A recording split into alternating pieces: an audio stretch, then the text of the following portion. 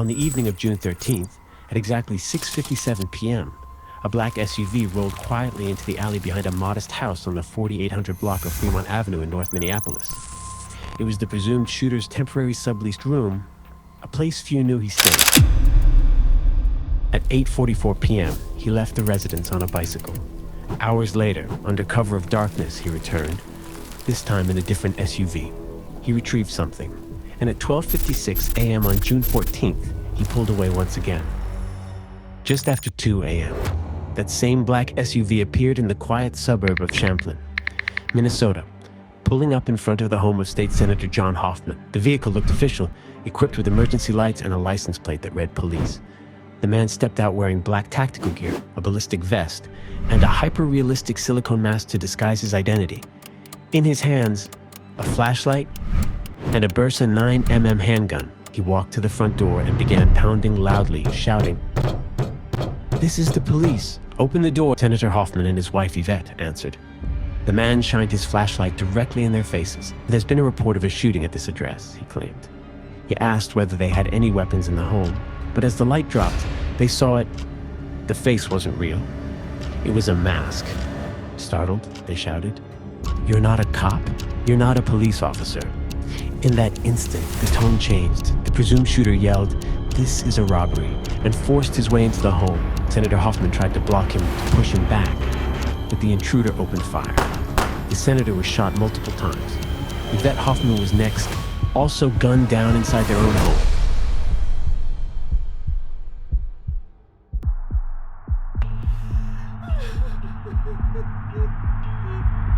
At 2:06 a.m., their daughter, Hope Hoffman, made a frantic call to 911. An officer, she said, had just shot her parents. She pleaded for help. After the shooting of Senator John Hoffman and his wife Yvette, the presumed shooter continued on what appeared to be a deliberate and chilling route, targeting the homes of multiple Minnesota lawmakers. His next stop was the home of State Representative Kristen Bonner in Maple Grove, about 9 miles away, a 14-minute drive. Just like before, the black SUV pulled into the driveway. The man exited, wearing the same tactical gear, and walked calmly to the front door. Surveillance footage later confirmed what happened next. At exactly 2:24 a.m., he rang the doorbell, but fate had intervened. Representative Bonner and her family were out of town on vacation. No one came to the door. After a brief pause, the man turned around, walked back to his vehicle, and drove away, heading toward his next target. His third stop was in New Hope, Minnesota, roughly 5 miles south. Just a 9-minute drive. This time, the destination was the home of Senator Ann Rest. But by now, word of the earlier shooting in Champlin had reached law enforcement. Agencies were on high alert. Proactively, New Hope Police dispatched an officer to perform a wellness check at Senator Rest's home. At 2:36 a.m., the officer arrived on scene, driving down the quiet street and spotting a black SUV parked just down the block, lights still on. It looked official, and the officer assumed it belonged to another unit already checking on the senator. She pulled up next to the vehicle and rolled down her window. But the man inside didn't say a word. He just stared back, expressionless, cold. Sensing something wasn't right, the officer continued toward Senator Rest's driveway and called for backup. She waited. But by the time additional units arrived, the vehicle was gone. The presumed shooter had slipped away once again. After failing to carry out his plan in New Hope, the presumed shooter drove to his next target, the home of Minnesota State Representative Melissa Hortman in Brooklyn Park, about 12 miles away. Anticipating a threat, Sergeant Reilly Nordon had already dispatched officers to the residence. But they arrived just moments too late. At around 3:30 a.m., shooter's black SUV was already parked in the driveway, lights on, flashers engaged. The suspect stood just feet from the front door.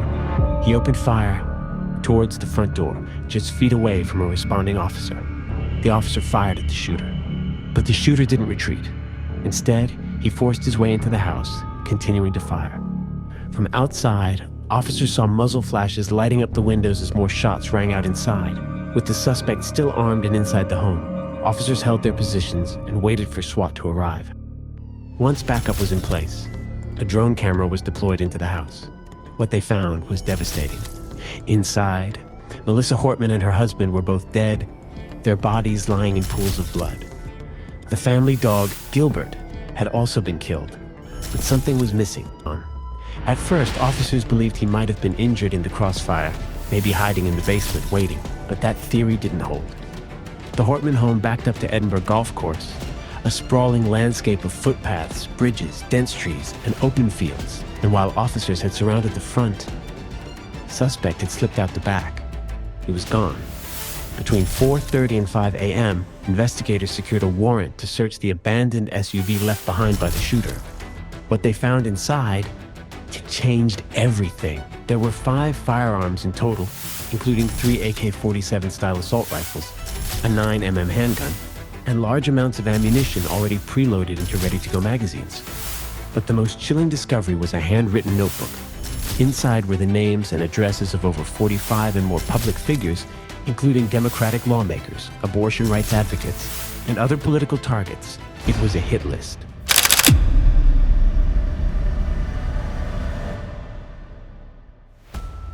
Next to it was a flyer labeled "No Kings," a phrase connected to anti-government rhetoric and recent protest movements. At that moment, authorities confirmed the unthinkable. These attacks were not random. They were deliberate, politically motivated, and meticulously planned. The manhunt now had a name. Based on evidence found in the vehicle, the shooter was officially identified as Vance Boelter.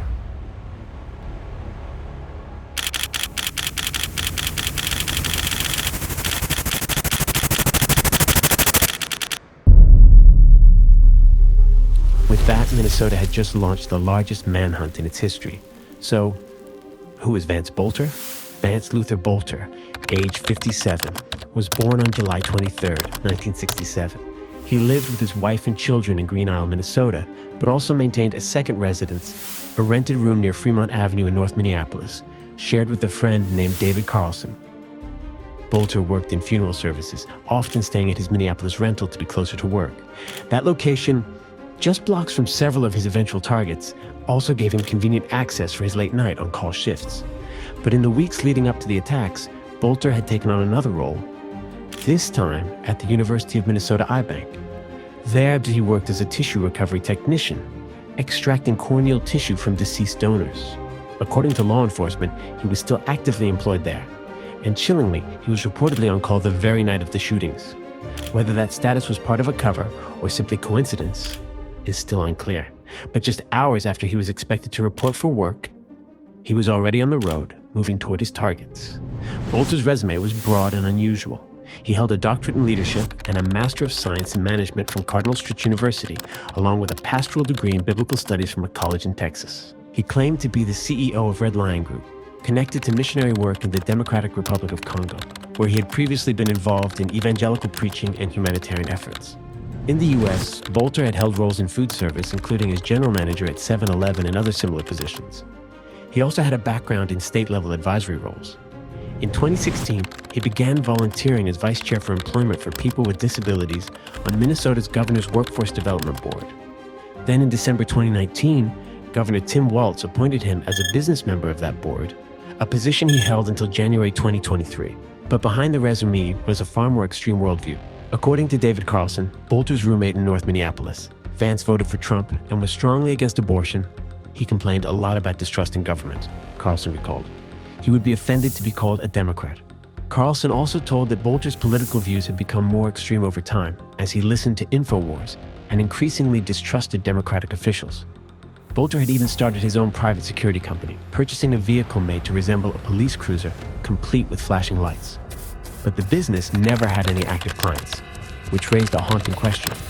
Was the car ever meant for legitimate security work? Or was it always part of the plan?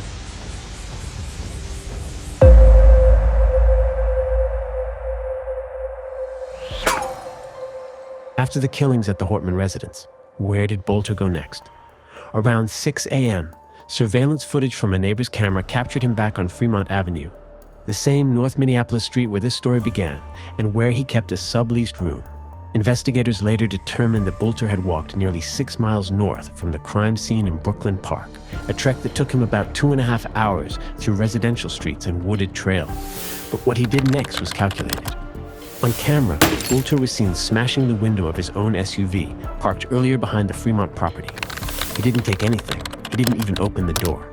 It appeared staged a false theft, likely meant to confuse investigators or delay suspicion. He then walked to a nearby bus stop where he encountered a stranger, a man with an e-bike. Boelter asked if he was willing to sell the bike, then casually asked if the man also owned a car. That encounter led to an unusual deal. Boelter agreed to purchase both the e-bike and a Buick sedan for just $900. The two men then rode the city bus together to the seller's home. From there, they drove to a local bank, where Boelter withdrew $2,200 in cash at 9 a.m. He returned the man home, took possession of the bike and the Buick, and drove off, heading west toward Green Isle. Meanwhile, law enforcement was closing in. Police had already visited Boelter's primary residence in Green Isle, but the house was empty. Another unit was dispatched to Fremont Avenue, arriving there around 8 a.m. By 2 p.m., a full SWAT team had secured and searched the location. But Boelter wasn't at either place. He was already gone, slipping further out of reach. Investigators then issued a lookout notice for Jenny Boelter, Vance's wife, in case she was aiding his escape. Later that Saturday morning, between 10 and 11 a.m., police found her and instructed her to stop near a convenience store in Onamia, Minnesota, nearly 2 hours from Green Isle. She wasn't alone. She had 4 of their children in the car. Inside the vehicle, officers found 2 loaded handguns, nearly $10,000 in cash, passports for her and the children, and what appeared to be a locked safe. Despite those discoveries, Jenny Boelter was not arrested. She was detained, questioned, and later released.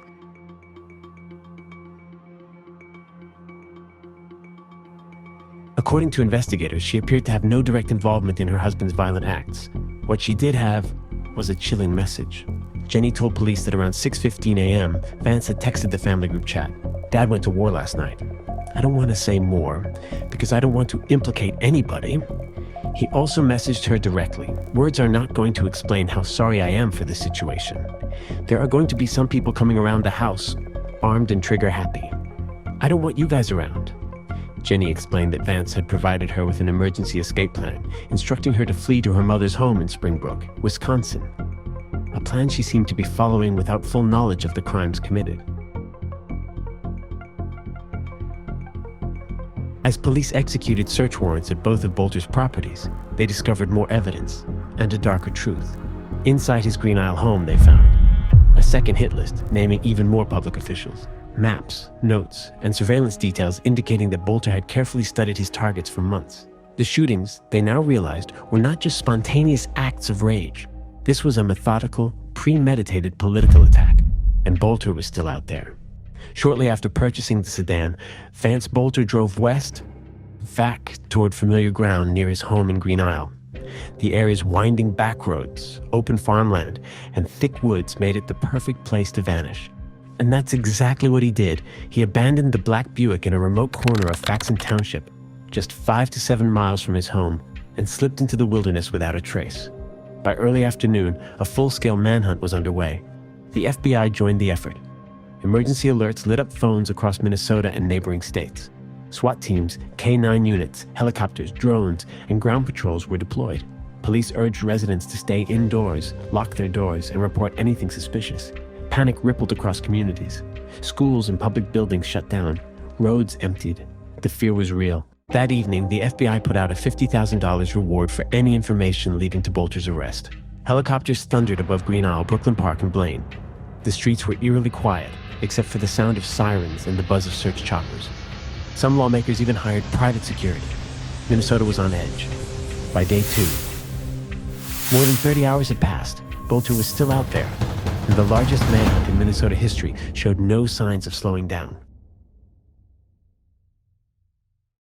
The next morning, investigators caught their first real break. At 10:50 a.m., an emergency alert was issued in Faxon Township after authorities discovered Boelter's abandoned black Buick sedan, parked on a remote gravel road near Highway 25 and 300 First Avenue, just a few miles from his Green Isle home. Inside the car, they found 2 disturbing clues: a handwritten confession letter addressed to the FBI. In it, Boelter claimed responsibility as the shooter at large and made bizarre, unsubstantiated accusations, alleging Governor Tim Walz had ordered him to carry out the killings. Authorities weren't convinced. To them, it looked like a desperate attempt to mislead investigators. Still, nothing could be ruled out. Immediately, a massive tactical perimeter was locked down. SWAT teams, FBI agents, drones, helicopters, K-9 units, all converged on the area. Grid searches began. Officers combed the farmlands, thick woods, and abandoned structures. They moved in pairs, guns drawn, anticipating a possible standoff. But there was no sign of Boelter. He had simply vanished. Low to the ground and deep in the brush, Boelter had managed to avoid detection. With no visual, no new leads, and no idea how far he'd gotten, officers had no choice but to keep looking, hoping luck might break the case open. That luck came just before 8 p.m. Wendy Thomas, a local resident, was on the phone with her father when she spotted a man crouched near a culvert in a nearby field. Her gut told her something was wrong. She quickly hung up and flagged down a patrol car on 200th Street, directing officers toward the field behind her home near the Mud Lake waterfowl production area. Within minutes, law enforcement surrounded the area, and there, hidden in thick brush, they found him, Vance Boelter, dehydrated, but alive. He surrendered without resistance. Wendy later called the moment surreal and terrifying. But her sharp instincts brought her close to Minnesota's largest manhunt, without a single additional life lost. The case of Vance Boelter has since ignited a political firestorm. Some claim he was inspired by President Trump. Others say it was a setup, a false flag orchestrated by Democrats. But let's be clear. Vance Boelter wasn't on anyone's payroll. He wasn't carrying out orders. He acted alone, driven by delusions, fear, and hate. Political violence never wins. It doesn't change hearts. It doesn't change minds. It only deepens fear, multiplies grief, and widens division. If Boelter truly authored that confession letter, all he achieved was devastation, fueled by ego, paranoia, and a descent into radicalization. And the human cost. John Hoffman and his wife were gravely injured, but survived. Melissa Hortman, her husband, and their family dog did not. No one deserves to die like this. Not because of their beliefs. Not because of their politics, right or left, Democrat or Republican. We can disagree. We can even debate fiercely. But we must never dehumanize. Nobody has the right to take another person's life over ideology. This is the story of Vance Boelter, a warning, a tragedy, a lesson we must not ignore.